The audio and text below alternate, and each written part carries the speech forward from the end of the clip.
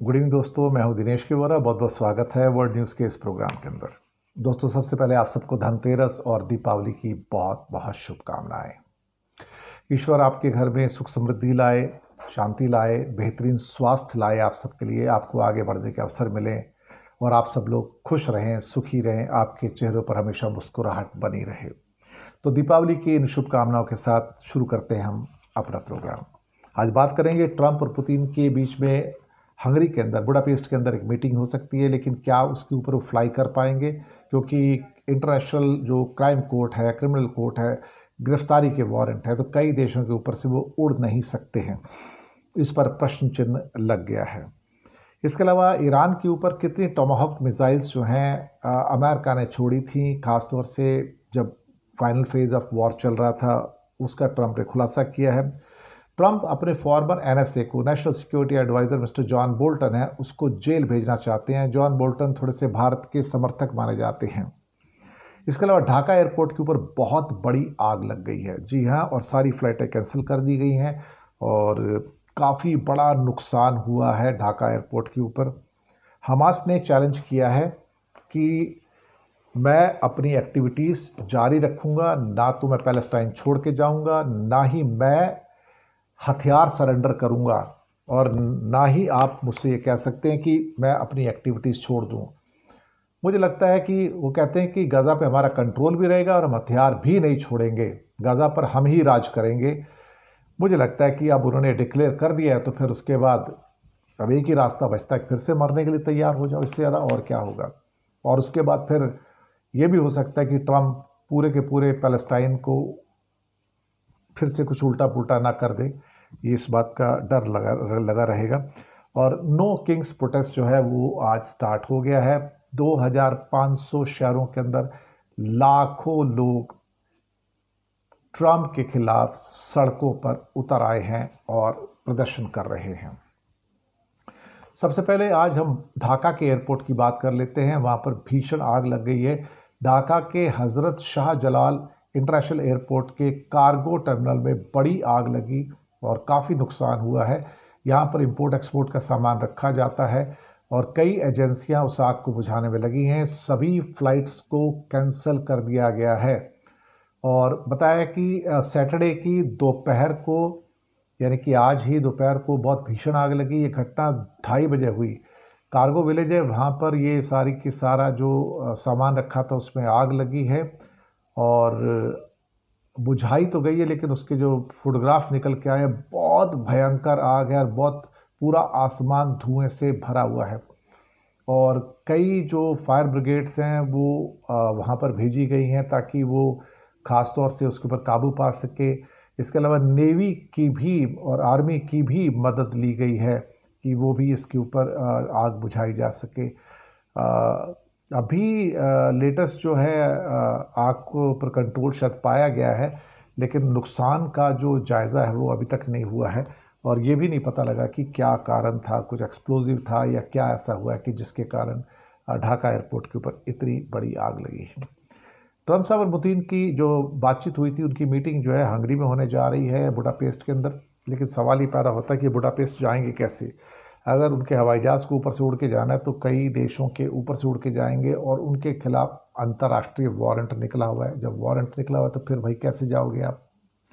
ये सवाल उठने शुरू हो गए हैं और हो सकता है इसको लेके प्रोग्राम के अंदर कुछ चेंज हो और ये भी हो सकता है कि किसी और जगह पर ये मीटिंग कराई जाए जहाँ पर पुतिन के हवाई जहाज़ को फ्लाई करने में कोई दिक्कत ना हो। तो वो एक लास्ट मिनट जो है मीटिंग में हो सकता है कुछ चेंजेस हों। इस बीच में मार्को रूबियो और लावरोव साहब के बीच में जो एक मीटिंग है, ख़ासतौर से पुतिन और ट्रंप की मीटिंग से पहले कुछ चीज़ें जो सेटल करनी है उसके ऊपर ये बातचीत हो सकती है। Let's see what happens. लेकिन फ़िलहाल तो चीज़ें जो हैं वो फ्लूइड स्टेट में हैं, नहीं पता कि क्या होगा। लेकिन हाँ, एक बात तो बिल्कुल पक्की है कि अगर मीटिंग होगी तो कुछ ना कुछ उसमें से हल जो है वो ज़रूर निकल सकता है। ट्रंप साहब का एक स्टेटमेंट आया है कि ईरान के साथ जब वॉर हो रही थी इजराइल में, तो उस समय अमेरिका ने कितनी टमाहॉक मिसाइल का इस्तेमाल किया था। आजकल वैसे टमाहोक मिसाइल्स काफ़ी चर्चा का विषय है, क्योंकि ज़ेलेंस्की साहब ने जो उनकी व्हाइट हाउस में आज मीटिंग हुई थी वहाँ पर उन्होंने टमाहोक मिसाइल्स मांगी थी, और टमाहोक मिसाइल अगर मिल जाती हैं तो 2500 किलोमीटर दूर, यानी कि वो मॉस्को को हिट कर सकते हैं। और मॉस्को में बैठते पुतिन साहब, और पुतिन साहब ट्रंप के दोस्त हैं, एक किस्म से भले सैंक्शन लगाएं लेकिन दोस्तों हैं, बातचीत भी करते रहते हैं। तो क्या ट्रंप चाहेंगे कि पुतिन को और ज़्यादा नाराज़ ना करें? तो जब आज उनकी मीटिंग हुई तो उस मीटिंग के अंदर सबसे पहला डिसीजन ये था कि टमाहोक मिसाइल्स नहीं दी जाएंगी। अभी तक तो यही डिसीजन है कि अमेरिका यानी कि ट्रंप ने टमाहोक मिसाइल्स को देने से इनकार कर दिया है। जी हाँ, देने से बिल्कुल साफ साफ इनकार कर दिया है, क्योंकि उनका कहना है कि इससे जो वॉर है वो और ज़्यादा एस्केलेट हो जाएगी और कहीं ना कहीं अविश्वास की संख्या बढ़ जाएगी। तो बातचीत कर रहे थे कि कितनी टमाहोक मिसाइल्स ईरान के ऊपर छोड़ी गई थी, खासतौर से हमारे ट्रंप साहब के द्वारा। 12 दिन की जंग थी। इस 12 दिन की जंग में कुल मिला के 30 टमाहोक मिसाइल्स इस्तेमाल की गई। जी हाँ, वो ट्रंप ने इसका खुद खुलासा किया कि कुल मिला के 30 टमाहोक मिसाइल्स इस्तेमाल की गई थी। ट्रंप ने इसे बहुत पावरफुल और बहुत डेंजरस हथियार बताया है। फोर्डो, नातांज और इस्फहान के अंदर जो B-2 बॉम्बर्स ने बम गिराए थे सारे के सारे, और उस बॉम्ब के साथ साथ वहाँ पर टमाहोक मिसाइल्स जो हैं उनके उस एरिया के अंदर उनसे भी निशाना बनाया गया था। तो GBU-57 बंकर बस्टर बम्स का इस्तेमाल किया गया था, साथ में टमाहोक क्रूज मिसाइल्स का भी इस्तेमाल किया गया। और ट्रंप का कहना था कि टमाहोक मिसाइल्स बहुत खतरनाक हैं, बहुत ज़्यादा खतरनाक मिसाइल्स हैं और इसका इस्तेमाल सोच समझ कर करना चाहिए। और यूक्रेन को देने का मतलब है कि हो सकता है फिर इसका कहीं गलत इस्तेमाल हो गए तो फिर लेने के देने पड़ सकते हैं। तो फिलहाल उन्होंने यूक्रेन को मिसाइल देने के बजाय ये कहा कि भाई आप सीज़ फायर की बात करो ना, आप शांति की बात करो, आप वॉर की बात क्यों कर रहे हो कि मुझे मिसाइलें दो, मुझे ये दो, मुझे वो दो। आपको ये सोचना चाहिए कि आप मेरे पास यहाँ बात करने के लिए आए हैं व्हाइट हाउस के अंदर, to talk about peace, talk about the ceasefire, talk about stopping of the war. Don't ask me to get more weapons which can destroy the Moscow actually. यहाँ से मुझे लगता है कि वाशिंगटन के इरादे थोड़े से बदलते हुए नज़र आ रहे हैं, और हो सकता है कि गज़ा की वार को बंद करने के बाद उनके माइंड में चल रहा है कि अब बहुत हो गया, और उनके शब्द भी आए हैं कि अब ये खून खराबा कत्लेआम बंद किया जाना चाहिए, बहुत ज़्यादा लोग मारे जा चुके हैं, बहुत नुकसान हो चुका है। और शायद मैं ये भी उनसे कहा कि जो एरिया आपका ईस्टर्न यूक्रेन का जा चुका है उसे आप भूल जाइए, अब आपके पास कोई भी ऐसा रास्ता नहीं बचा है कि जिसके द्वारा आप एक किस्म से कहा जाए कि जिसे कह सकते हैं कि आपको वापस मिलेगा। रशिया आपको वापस देने वाला नहीं है। तो यूक्रेन को बड़ा सीधा साधा मैसेज दिया गया कि जो आपका 20-22% का हिस्सा ईस्टर्न यूक्रेन का, लुहांस्क का, दोनेत्स्क का और ज़ापोरिज़िया का है, वो जा चुका है, उसे अब आपको वापस नहीं मिलेगा और उसकी आप तमन्ना छोड़ दीजिएगा। क्या ज़ेलेंस्की के पास कोई ऑप्शन है? मुझे नहीं लगता कि ज़ेलेंस्की के पास कोई भी ऐसा ऑप्शन आज की डेट में जो है वो बचा हुआ है। तो सिवाय इसके कि आप अपने एरिया को छोड़ दीजिए, और एरिया को छोड़ते तो आप विलेन बनते हैं, खलनायक बन जाते हैं, और ये ज़ेलेंस्की खलनायक की तरह, विलेन की तरह नहीं बनना चाहेंगे अपने मुल्क के अंदर, मुझे कुछ ऐसा लगता है। इसके बाद एक खबर पे आते हैं कि एक former national security adviser America में जॉन बोल्टन रहे हैं, और अमेरिका में ट्रंप के पिछले कार्यकाल के अंदर थे। अब उनके ऊपर इल्ज़ाम आता है कि उन्होंने कुछ सीक्रेट इन्फॉर्मेशन का गलत इस्तेमाल किया है, लीक किया है, और करीब 8 सीक्रेट दस्तावेज अपने पास रखे हैं और उनके ऊपर 10 इल्ज़ाम लगाए गए हैं। अब उनका समस्या ये आ रही है कि जॉन बोल्टन ने ट्रंप के खिलाफ जाकर भारत का समर्थन किया, और उन्होंने कहा था कि भारत के ऊपर ये टैरिफ आप मत लगाओ। बोल्टन पर ट्रंप प्रशासन ने 18 आरोप लगाए हैं। 8 आरोप हैं नेशनल सिक्योरिटी की इंफॉर्मेशन को इलीगली आपने शेयर किया है दूसरों के साथ, और 10 आरोप ये हैं कि आपने नेशनल सिक्योरिटी के डॉक्यूमेंट्स अपने घर में अपने पास रखे, और अपने ईमेल अकाउंट में सीक्रेट इन्फॉर्मेशन को आपने सेव किया और उसे अपने फैमिली के मेंबर्स को भी भेजा।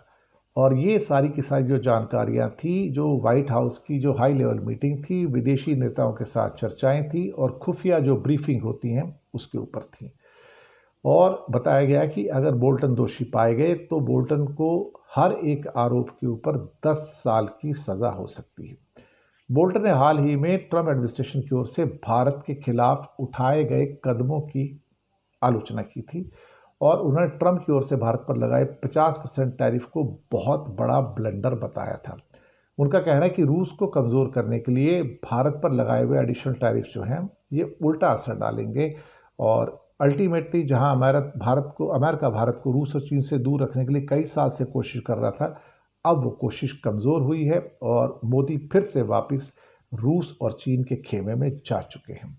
एक्चुअली जॉन बोल्टन और डोनाल्ड ट्रंप के बीच की दोस्ती 2018 में शुरू हुई थी, तब उनको नेशनल सिक्योरिटी एडवाइज़र अपॉइंट किया गया था और उनको एक शानदार आदमी, ग्रेट आदमी बताया था। आपको पता है कि ट्रंप साहब को बहुत सारे लोगों को बार बार ग्रेट आदमी कहने की आदत है, लेकिन वो जिसको ग्रेट कहते हैं तो उसी की वाट लगा देते हैं और उसी की भट्टा बैठा देते हैं।